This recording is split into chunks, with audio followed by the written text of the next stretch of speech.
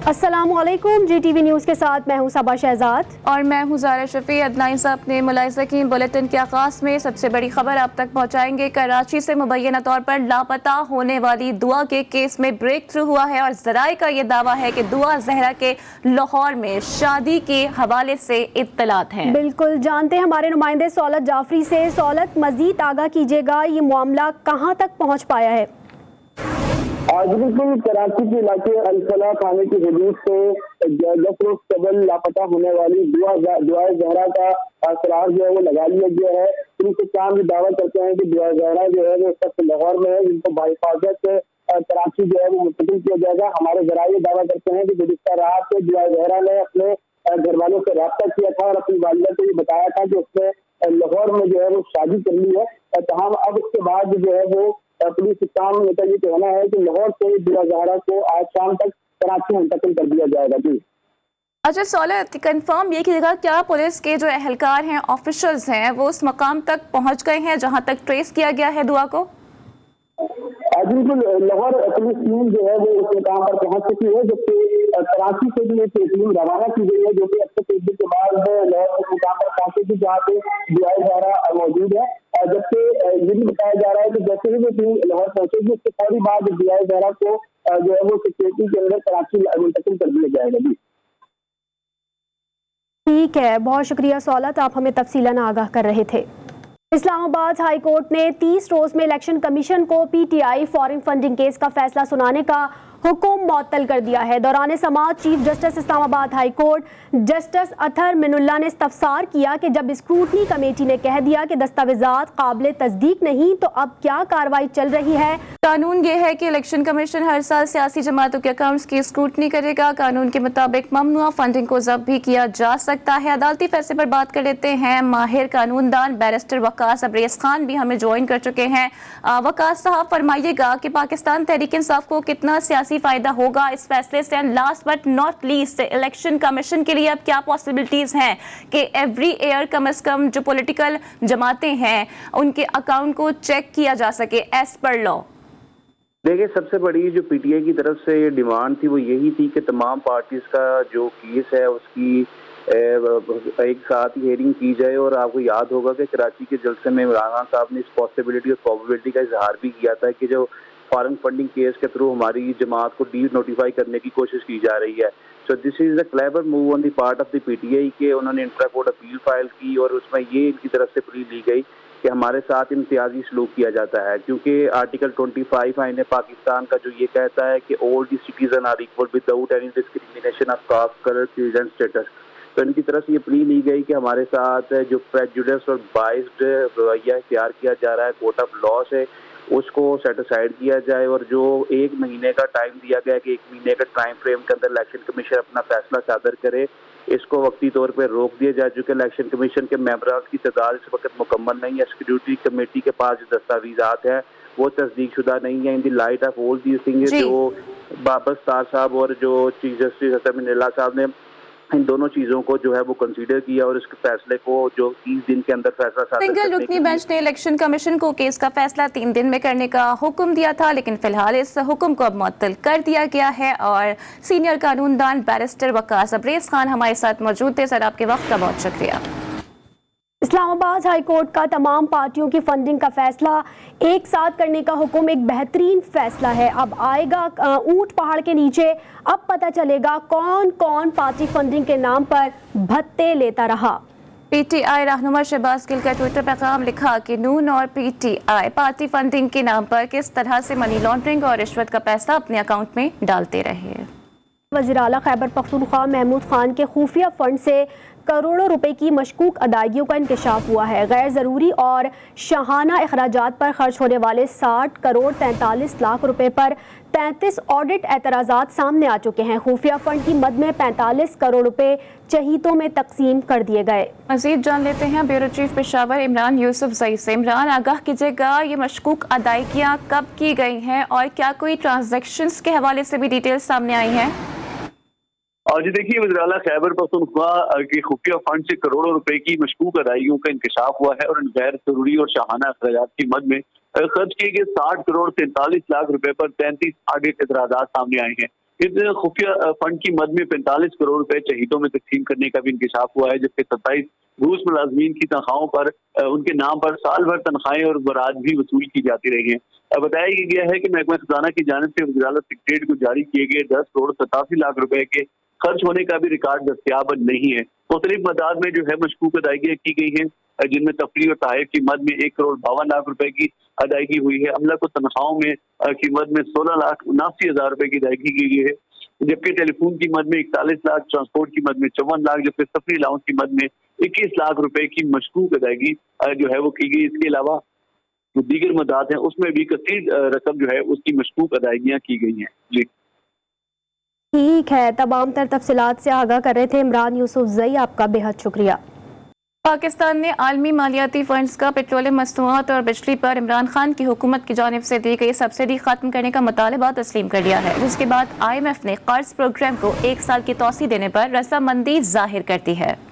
महंगाई और बेरोजगारी की चक्की में पिसे अवाम के लिए IMF से एक और हौलनाक डील तैयार कर ली गई। हुकूमत ने पेट्रोल और बिजली पर दी गई सब्सिडी खत्म करने का मुतालबा तस्लीम कर लिया है, जिसके बाद IMF पाकिस्तान को कर्ज प्रोग्राम में 1 साल की तौसी देने पर रजामंद हो गया है। IMF जायजा मिशन के पाकिस्तान आने से कबल तेल और बिजली की कीमतों में इजाफा किया जाएगा। पाकिस्तान ने IMF से कर्जों की हद 8 अरब डॉलर्स करने की दरख्वास्त भी कर दी है। साल 2019 में IMF ने पाकिस्तान को 6 अरब डॉलर्स की मंजूरी दी थी और अब पाकिस्तान 3 अरब डॉलर्स का कर्ज वसूल कर चुका है। IMF की जानिब से जारी एलामिये में कहा गया है कि पाकिस्तान ने प्रोग्राम में जून 2023 तक तौसी की दरख्वास्त की है। पाकिस्तानी हुकाम ने मौजूदा चैलेंजेस से निमटने के अज़्म का इजहार किया है। तर्जुमान IMF ने मई में पाकिस्तान का दौरा करने की तस्दीक करते हुए कहा कि IMF पाकिस्तान से एक्सटेंडेड फंड्स पर बात करेगा। दूसरी जानिब IMF की जानिब से बिजली और पेट्रोल की कीमतों में इजाफे के मुतालबे को तस्लीम करने पर अवाम ने शदीद रद्द-ए-अमल का इजहार किया है। IMF आपको कर्जे देती है, लाखों रुपए या करोड़ों अरबों खरबों रुपए देती है, तो वो पहले आपसे ये कहेगी ना कि हमें वापस कैसे करोगे। आप आवाम को पीसेंगे तो आप वापस देंगे ना। अब IMF की शर्त वो उन्होंने मानी है, तो IMF जैसे वो कहेगा तो वैसे इनको करना पड़ेगा। वो तो सब आवाम पे आएगा ना, हमारे ऊपर आएगा। यहाँ तो एक दफ़ा ही बढ़ा दे, पता चल जाए हमने आपको मार दिया जितना 5 साल के लिए 10 साल के लिए, अब ये मजीद इससे आगे नहीं जाएगा। इस मुल्क में कोई कानून ला कानूनीत है, जो प्राइस कंट्रोल करने वाली हैं वो भी खा रहे हैं। तो अभी मुल्क में पैसा किधर है? ये तो उनसे वो कर्ज लेंगे तो कर्ज वापस भी करेंगे, उनको कुछ प्रॉफिट भी चाहिए होगा। जो कर्ज देगा तो वो तो प्रॉफिट के बगैर नहीं देता। चाहे वो IMF से मुआहिदा करे, चाहे वो जिससे भी करे, लेकिन हमें ऐसा लग रहा है कि इस पाकिस्तान को जो है ना हालात ठीक नहीं है और पाकिस्तान को दिन ब दिन जो है ना नुकसान उठाने पड़ रहे हैं। हम तो हुकूमत से यही मुतालबा करते हैं कि बिजली और गैस ना महंगी करें और IMF की मुतालबात ना माने और बिजली और गैस थोड़ी से सस्ते कर दें। तो अभी पेट्रोल 150 तक पहुंचा है, हम लोग बोल रहे हैं कि तकरीबन 60, 70, 80 रुपए 100 रुपए तक भी वारा खाता है। बहुत ज़्यादा महंगाई है, अभी देखते हैं क्या होएगा। मुल्क में तवानाई का बहरान संगीन होने लगा। बिजली का शॉर्टफॉल 7,468 मेगावाट तक पहुंच गया है। ईंधन की किल्लत और तकनीकी वजूहात के बाइस पावर प्लांट्स की बंदिश ना रुक सकी। ज़राए के मुताबिक मुल्क में बिजली की मजमूई पैदावार 18,031 मेगावाट जबकि तलब 25,500 मेगावाट है। पन बिजली से 3,674 जबकि सरकारी थर्मल पावर प्लांट सिर्फ 786 मेगावाट बिजली पैदा कर रहे हैं। ज़राए के मुताबिक निजी बिजली घर 9,526 megawatt, wind power plant 487, solar power plant 104, bagasse से 141 और एटमी बिजली घर से 3,312 मेगावाट बिजली मिल रही है। वज़ीर-ए-आज़म शहबाज शरीफ ने भी मुल्क में जारी लोड शेडिंग का मलबा पिछली हुकूमत पर डालना शुरू कर दिया। अपने ट्विटर पैगाम में कहा कि PTI हुकूमत ने ना बर वक्त ईंधन खरीदा और ना ही पावर प्लांट्स की मरम्मत की, जिसकी वजह से लोड शेडिंग हो रही है। वज़ीर-ए-आज़म शहबाज शरीफ ने कहा है कि नाकारा प्लांट्स के जरिए महंगी बिजली पैदा करने से आवाम को माहाना 100 अरब रुपए का नुकसान हो रहा है। हम इसे ठीक कर रहे हैं। सिर्फ 5 पावर प्लांट्स की मरम्मत जारी है, इनमें से ज्यादातर पावर प्लांट्स निजी शोबे के हैं। PTI रहनुमा हमाद अजहर का वज़ीर आज़म शहबाज शरीफ के ट्विटर पैगाम पर रद्द-ए-अमल कहा, ईंधन की किल्लत नून लीग के 2 कॉन्ट्रैक्ट्स डिफॉल्ट होने से हुई। गुज़िश्ता 2 हफ्ते में सिस्टम गैस डाइवर्शन को फौरी नहीं बनाया गया। इस शदीद बद इंतजामी से बआसानी बचा जा सकता है। FIA साइबर क्राइम सिंध ने कार्रवाई करते हुए सेनेटर मौला बख्श चांडियो और MPA नदीम सिद्दीकी का रूप धार कर ताजिरों को धोखा देने वाले मुल्जिमान को गिरफ्तार कर लिया है। FIA साइबर क्राइम सिंध की टीम ने कराची से शहनवाज नामी एक शख्स को गिरफ्तार किया है। मजीद बता रहे हैं नुमाइंदा खुसूसी जावेद असगर चौधरी। जी, मुल्जिम शाहनवाज सियासी रहनुमाओं की आवाज़ को पुरॉन करने के लिए वॉइस क्लोनिंग सॉफ्टवेयर इस्तेमाल कर रहा था और जालसाजी के जरिए मुख्तलिफ ताजिरों को कॉल करके सियासी रहनुमा के नाम के गलत इस्तेमाल से ऑर्डर देता था। विंडोज को अदायगी के लिए HBL की जाली डिपॉजिट स्लिप्स इस्तेमाल की जा रही थी। मुतअद्दिद मुतासिर ने 5 लाख से 10 लाख रुपए तक के फ्रॉड की इत्तला दी है। इस हवाले से गैर कानूनी जायज कैश अकाउंट्स और गैर कानूनी सिम्स को भी जुर्म में इस्तेमाल किया जा रहा था। Imran Riaz सरबराह FIA cyber crime Sindh के मुताबिक छापे के दौरान mobile phone, SIM card, HBL slip, जाली HBL स्टैंप्स कब्जे में लेकर तौंजी के लिए भेजे गए हैं और मुल्जिम के खिलाफ मजीद कार्रवाई जारी है। जी, मजीद कार्रवाई जारी है। दोनों नौसरबाज मौला बख्चांडी और नदीम सिद्दीकी का बनकर ताजरों को धोखा देते थे। जावेद असगर चौधरी हमें अपडेट कर रहे थे, आपका बेहद शुक्रिया। और अभी आपको बताएं कि कराची से मुबैना तौर पर लापता होने वाली दुआ के केस में ब्रेक थ्रू हुआ है। ज़राए का दावा है कि दुआ जहरा के लाहौर में शादी करने के हवाले से इत्तलात हैं। सौलत जाफरी से मजीद डिटेल्स हासिल करते हैं। सौलत, आपके पास क्या डिटेल्स है, मजीद क्या पेशरफ्त हो सकी है?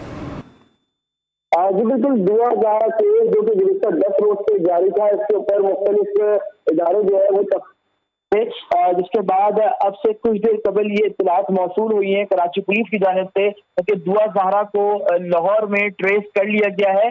लाहौर पुलिस भी जो है वो मौके पर पहुंच गई है, जबकि कराची पुलिस से भी जो है वो एक टीम रवाना की गई है जो कि अब से कुछ देर के बाद लाहौर पहुंच जाएगी। दुआ जहरा से ये तस्दीक हो चुकी है कि दुआ जहरा ही है और उसको जो है वो लाहौर में ट्रेस कर लिया गया है। लाहौर पुलिस हुक्काम भी ये बताते हैं कि दुआ जहरा जो है वो उनके साथ मौजूद है, जबकि अब से कुछ देर के बाद जब वो टीम कराची की टीम वहां पहुंचेगी तो दुआ जहरा को अपने साथ सिक्योरिटी के आप ये कह रही हैं कि सिंध पुलिस ने पंजाब पुलिस से राब्ता किया है और अब सिंध पुलिस बच्ची की कस्टडी हासिल कर लेगी, तो इसमें कितना वक्त दरकार होगा मजीद? अब देखिए, बच्ची की कस्टडी जो है वो इस तरीके से आएगी जब कराची पुलिस की टीम जो है वो लाहौर पहुंचेगी और लाहौर पहुंचने के बाद बच्ची की कस्टडी लाहौर से लेगी। आज रात तक एन मुमकिन है कि दुआ जहरा को जो है वो कराची मुंतकिल कर दिया जाएगा। इब्तिदाई तौर पर जो है वो हमने दुआ के वालिद से बात करने की कोशिश की तो दुआ के वालिद ये बताते हैं कि अब तक उनको किसी किस्म की भी जो है वो कॉल मौसूल नहीं हुई है कराची पुलिस के आला हुकाम से कि वो तस्दीक कर सकें कि आया दुआ जहरा जो है वो मिली है या नहीं। लेकिन पुलिस हुक्काम जो कराची पुलिस के पुलिस हुक्काम है वो इस बात का दावा करते हैं कि दुआ जहरा को लाहौर के इलाके से जो है वो ट्रेस कर लिया गया है और अब से कुछ देर के बाद जो है वो कराची पुलिस की टीम भी जो है वो लाहौर पहुंच जाएगी, जबकि लाहौर पुलिस जो है वो इस वक्त दुआ को उन्होंने अपनी हिरासत में ले लिया है। जी, पुलिस का कहना है कि दुआ जहरा को लाहौर में ट्रेस कर लिया गया है। सौलत जाफरी अपडेट कर रहे थे, आपका बहुत शुक्रिया। आपसे मजीद भी डिटेल्स हासिल करते रहेंगे। न्यूज़ स्टूडियो से फिल वक्त इतना ही, देखते रहिए GTV।